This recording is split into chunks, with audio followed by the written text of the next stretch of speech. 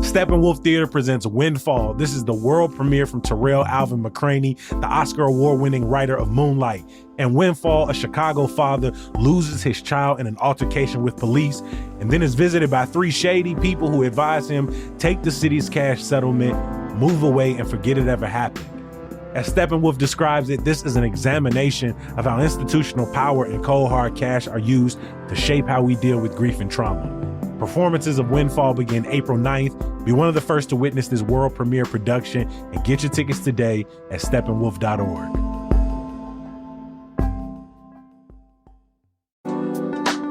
I don't know about y'all, but I could do with a little rewind, a little look back, a little nostalgia right about now. And I can always go for some quality time with beautiful art. So it's a good thing the Other Art Fair is back in Chicago, April 9th through the 12th. This year's theme is Nostalgia Core. So you can find a curated selection of interactive artist-led projects that celebrate those memories that make us, a little misty-eyed. Support 115 plus independent artists and meet them in person at Artifact events in Ravenswood. Tickets start at just $20. Book them now at theotherartfair.com.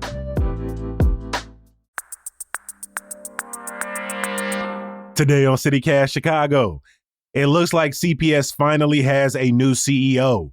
The Broadview mayor wants the local ICE facility shut down. And who the hell is actually eating Nashville hot chicken? It's Monday, March 30th. I'm Jacoby Cochran, and this is what Chicago is talking about.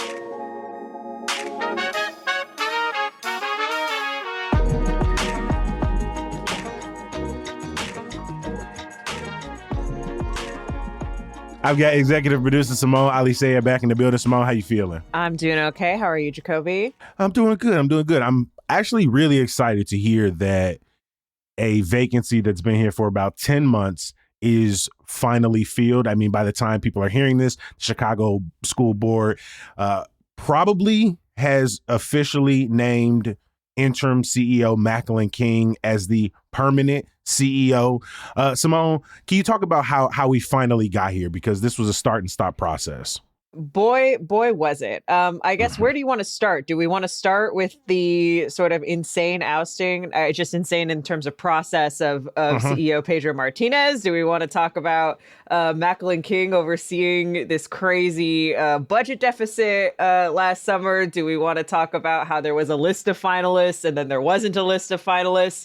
Do we want to talk about board members accusing the mayor of sabotage? Where do you want to start here, Jacoby? It kind of feels like you just did a quick run through, but I do think it would be helpful to go back to former CEO Pedro Martinez, because in fact, Macklin King applied for that job back in 2021, and they went with Martinez. Yeah. So, to your point, back in 2021, under then Mayor Lori Lightfoot. And of course, this is however many school boards ago. This is the point where the mayor is appointing everyone on the school board. And so the selection of CEO is treated very much like a mayoral appointment with kind of appointment with a rubber stamp, right? And so Lightfoot taps Pedro Martinez. King had applied for it. She didn't get it, but Lightfoot did hire her as a deputy mayor of education, which King maintained that position when Johnson was elected in 2023. So the other thing that happens in 2023, Johnson replaces most of the school board, right? Then we get to summer of 2024. There's a big budget fight, and the mayor is not happy with Martinez on this budget fight, is really upset about it. At one point is trying to push the school board to fire Martinez. The school board, they don't want to fire Martinez. So what does Johnson do right before the election for the partially elected school board? Johnson, they all leave en masse, appoints a new school board right around the time we're voting. That new school board in December of 2024 is like, it's the weekend before Christmas, is like, we're firing Pedro Martinez. Turns out, if you do that, they fired him without cause. So he's still on the job for the rest of the school year for 6 more months. 2025, the partially elected school board is seated. You get to June, Martinez is out, and they tap Johnson's deputy mayor of education, Macklin King, to be the interim CEO in the summer of 2025. Again, she oversees another really tense budget negotiation with a big deficit, issues over pensions. And Dr. Macklin King has a long history in CPS, was a CPS teacher, was the principal of Dumas Elementary, and went through those massive school closures in 2013. Her school was closed down. She becomes the principal of a North Side school, which at the time was also taking in students from a nearby closed down school. You mentioned being a part of both Lightfoot and Mayor Johnson's administration, and has the superintendent's license, which became a requirement for whoever was going to be the permanent CEO. And a lot of people point to that 10 or so months on the job, having to deal with the budget debates, having to deal with Operation Midway Blitz and the chaos that spewed across the city and had a deep impact on students and their families and school communities.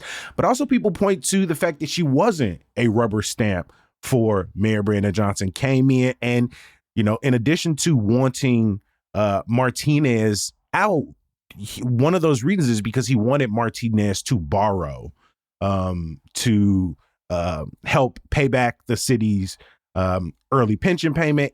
When Macklin King was in and they were going through tense budget debates, the mayor also wanted CPS to borrow again, and King pushed back on that plan. And I think a lot of school board members appreciated the fact that it didn't feel like this was someone who was just going to do whatever Mayor Johnson had passed down. Yeah. And this, I think what is interesting in this process is, the sort of lines of like who is supporting whom and what people want to do haven't always been super clear, right? And so like in the fall of 2025, there were some leaked finalist names, and I believe King wasn't on that list. And nope. That caused kind of an uproar among some folks in the education sphere who felt like, why are we not considering this internal candidate who has been doing the job? Like, why is she not at least on the finalist list? Then the board had kind of walked that back. Actually, those aren't finalists. I think one of the finalists was someone out of Denver who was like, no, I'm not planning to leave. Like, this I'm not included in this, right? And so that was kind of scrapped. And then, a little bit earlier this year, some board members, particularly some elected board members, said that the mayor and his appointed board members were sabotaging the process. They accused the mayor of kind of running political interference and using, they were working with like a consultant group, like an advisory group, to kind of help go through this search. Earlier this month, or maybe late February, we finally got a new finalist list, which included King, along with former New York City Schools Chief Misha Ross Porter, and Cito Narcisse, who had most recently been with East Baton Rouge, a school district there. And then Porter dropped out of the race. Making the second time somebody has dropped out. During this process, apparently. Did not cite any specific reasons, although I think she maybe was also on the first finalist list that got, I don't know, like if I were a candidate for a job and this was the process, I might reconsider too if this is really the job I want. You know what I mean? Like, and in the second round, now the internal candidate is in, which from my perspective, I appreciated. I was very confused that Macklin King wasn't at least a finalist in that leaked first round, and given all of the reports around the mayor running interference in the process, people on the board, people in the NAACP West Side chapter sort of speaking out against that, I had a sense that in this next round, King may be offered. And I wonder, again, there's no word from Porter, but if I wonder, you look at that finalist list and now it has one of the internal candidates on it. You've been through months and months of this. It's easy for me to imagine walking away from this process. Absolutely, yeah. And again, so Cito Narcisse for his part, there was some report. Once reporters had that finalist list, they're sort of doing the diligence of trying to learn who are these candidates and what are they about. Some reporting came out that, he has a bit of a mixed record. He's held several positions in several different cities.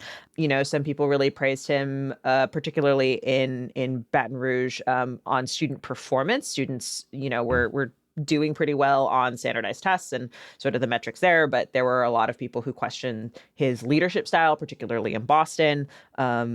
People who felt like he wasn't transparent, as you've kind of alluded to. This reporting comes out, and then it's like the school board comes out and is like, okay, there's some documents, like we've made an offer, and we have a special meeting on Monday. It's at 10:30 today. So by the time you hear this, it may have already happened, and we're planning to approve this contract for King. And so King, just some details, what we know about what's included in that contract. It runs from July 1 through June 30, 2029. And her salary will start at $380,000, which is higher than what Martinez was making when he left. He was making about $360,000. She has a superintendent license, which the board made a requirement. This has been a debate in Chicago for a long time.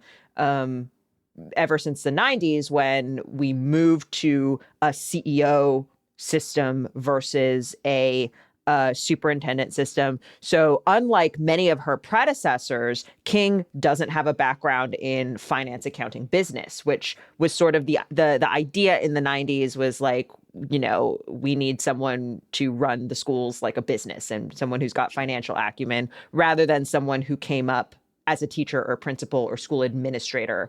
That's not necessarily the background we're selecting for. Again, it's still called a CEO. It's not called a superintendent, but this is the first time in a while where there's been a requirement for a superintendent license. Mm-hmm. I mean, this is a critical time. Not only are we coming to the end of the school year, but the CPS is likely to face another $500 million deficit. There's constant advocating for the state funding formula to send more money into the district. School closure moratorium, we're going to actually have real conversations about this in the coming years. And again, well, especially given what's been going on with the charter networks, right? And that's where I was going next. I was like, it is clear right now that Chicago's charter schools across networks, we've seen multiple have to be bailed out by CPS, closed at the end of scheduled to close at the end of the school year, or having to shutter in the middle of the school year. And so we're going to have real, I know we're having, but like that moment, the rubber's going to meet the road. It's going to be a real quickly. Decision that's coming up for sure. It sounds like the 10 months of King being on the job has set great relationships going into the summer. And then, of course, at the end of it all, we have a brand new school board to be elected. That we're electing this year in November.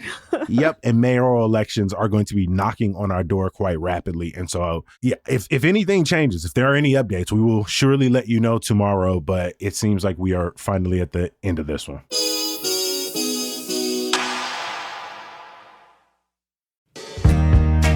I think a lot of us have had this experience where you're walking around Chicago and you see this really amazing building. Maybe it's a beautiful old church or a random castle in the middle of a neighborhood or tower you've only ever seen in skyline pics, and you think to yourself, I wonder what the story is there.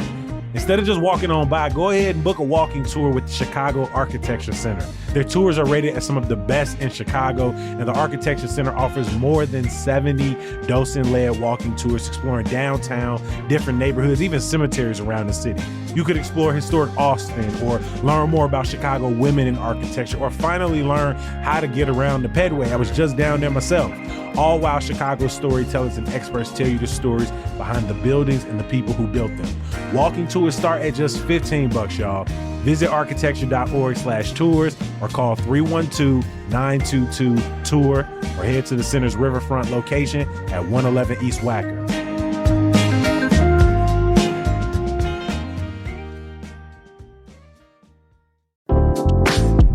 With all this up and down weather we've been having, how are your windows holding up?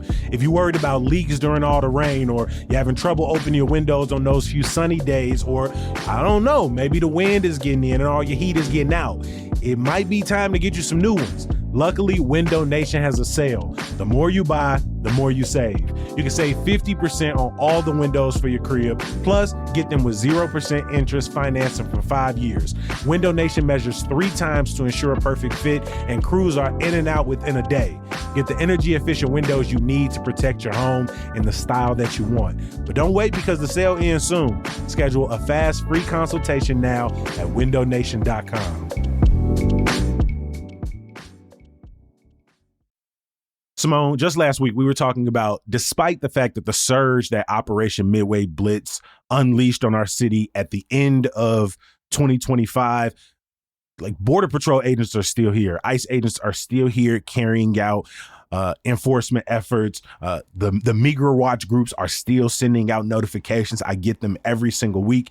And as such, it's safe to assume that the Broadview facility, the ICE processing facility that essentially has become a de facto detention facility with very little oversight and regulations, is still going. And the Broadview mayor came out in recent weeks and is really hoping people can turn their attention back to this, is demanding the closure of the facility, and wants people to know that this is still causing a lot of challenges and headaches for the town of, I don't know, what was it, 8,000 people? But Simone, she's not just calling for the facility, which has been under multiple investigations, has had multiple federal lawsuits against it, a lot of coverage around the abhorrent conditions inside of it. She's not only calling for it to be closed down, but what else is she demanding?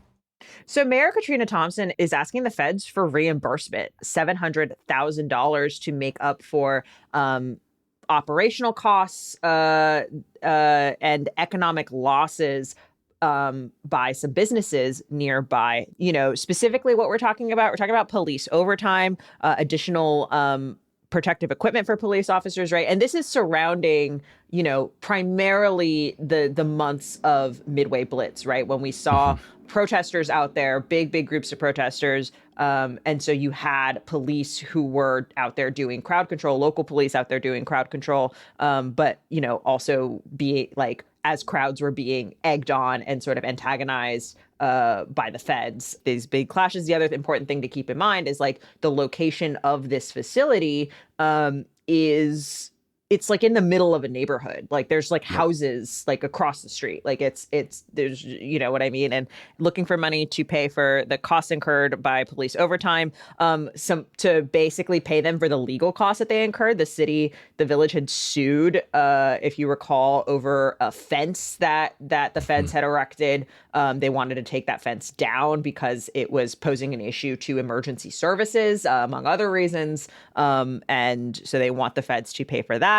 Ambulance transfers from the ICE facility, right? So when people were needed emergency medical care, it was up to Broadview to do those ambulance transfers, and overtime, of course, for those fire and ambulance personnel as well. So those are some of the costs. What I think is interesting is, right, the way that Mayor Thompson is attempting to get this money back is she has sent a letter. She sent a letter to federal lawmakers, 2 senators, 6 representatives, all Democrats, basically saying you should compensate the town, which is, this is sort of interesting to me because I just have a real skepticism over how far a strongly worded letter is going to get you. 100%.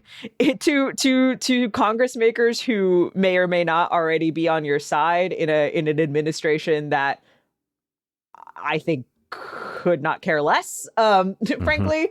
But I think it's an interesting move, and I would be curious to see if it escalates at any point in the near future to something like, say, a lawsuit or something like that. Although, given that they're asking to recoup their costs on the lawsuit they've already filed, who knows?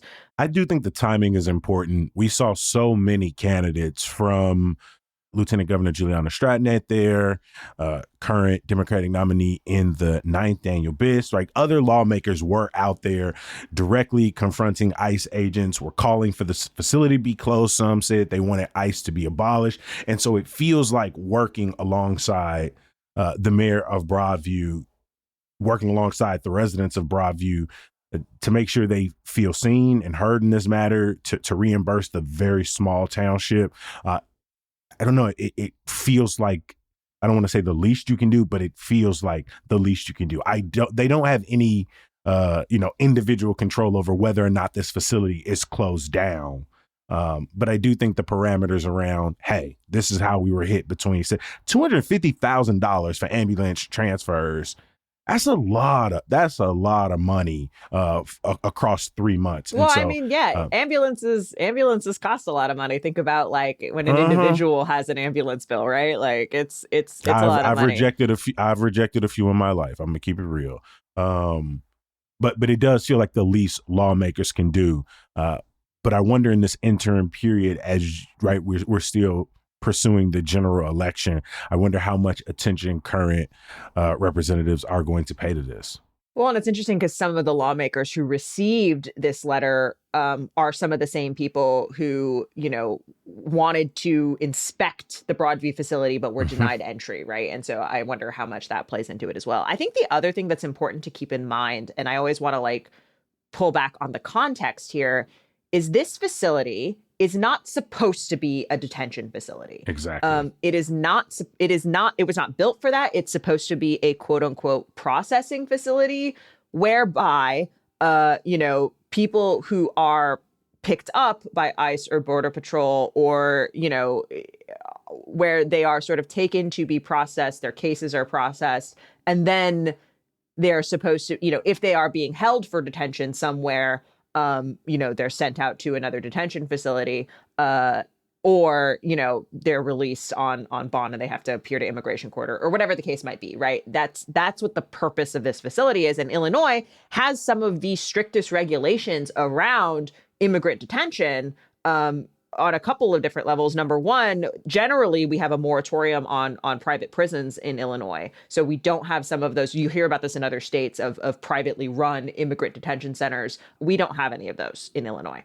The other thing that in Illinois is local jails cannot contract with ICE for immigrant detention. So that used to be the case, until this law was passed, I think in 2021.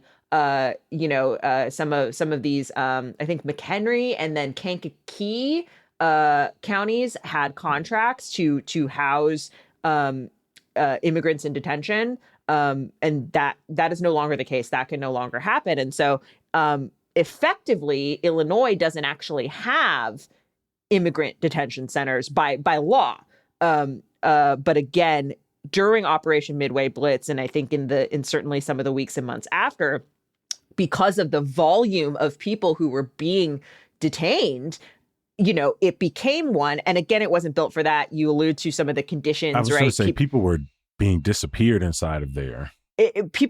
Families couldn't find family members who were picked up by ICE agents off the street.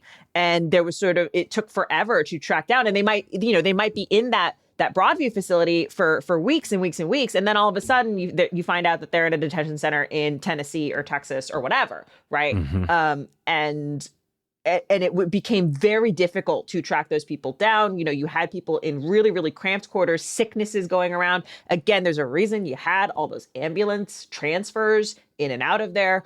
And so I think that's one thing to keep in mind when we talk about this facility and sort of what role it's supposed to take and what it's supposed to be doing versus what was actually happening and what has actually been happening. There is currently a bill that lawmakers in Springfield are considering that just advanced, I think, to ban detention centers near homes and schools, federal detention centers, and I think facilities like this processing facility, because again, as I pointed out, this facility is like in the middle of a neighborhood. It wouldn't do anything to any existing centers, but it's also interesting because it's also not clear that a ban like this would pass constitutional muster because the feds sort of have quite a lot of leeway. And aren't necessarily subject to the same local zoning laws that others are. And so there's a lot of questions as to how effective this would be. We do know that the feds have been looking, or at least in the fall were, and I don't know to what degree that has continued, but we're looking for more space to lease, right? We're looking for more spaces to kind of set up shop. And so, I think that's going to continue to be a tension under this administration.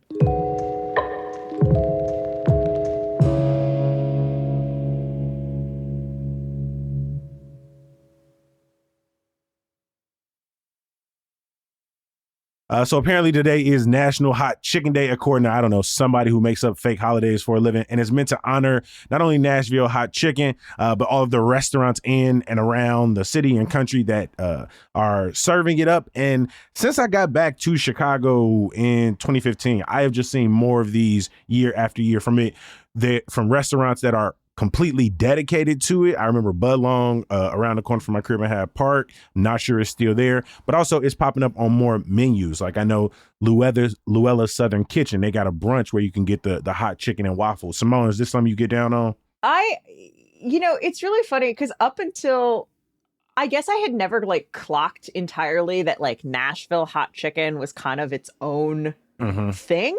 I was like, a fried chicken sandwich, a spicy fried chicken sandwich is a spicy fried chicken sandwich is a spicy fried chicken sandwich. And we can debate about which places we like more. But it's funny because I do feel like I was seeing it more in brand, Dave's Hot Chicken, I think was the big one. They're coming to Chicago and have expanded a lot in Chicago.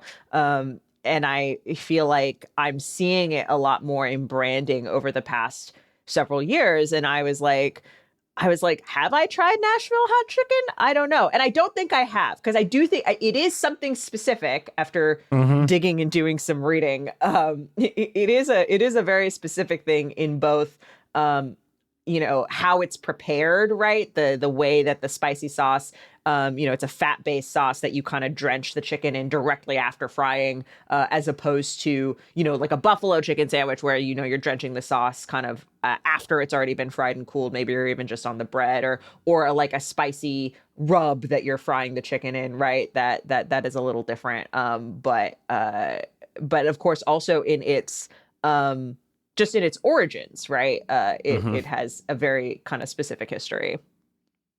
Yeah, I have tried it twice. Once in Chicago and one actually in Nashville. And to be honest, I didn't like it either time. What didn't you like about it? I don't know. I feel like I got the version that was like it was. I'm trying to think. Like I got like maybe an extra hot. It was the breading. Like every bite was like spicy on my lips and my tongue. It's very hot. It's a very hot sandwich. Like I'm here for the chicken. I want my breading. I want my sauce to be complimentary. I'm not really here for what feels like challenge food. And again, that's just my personal palate. I don't mind a little hot, a little spicy, but yeah, I'm not really here trying to challenge how hot of a sandwich I could possibly eat.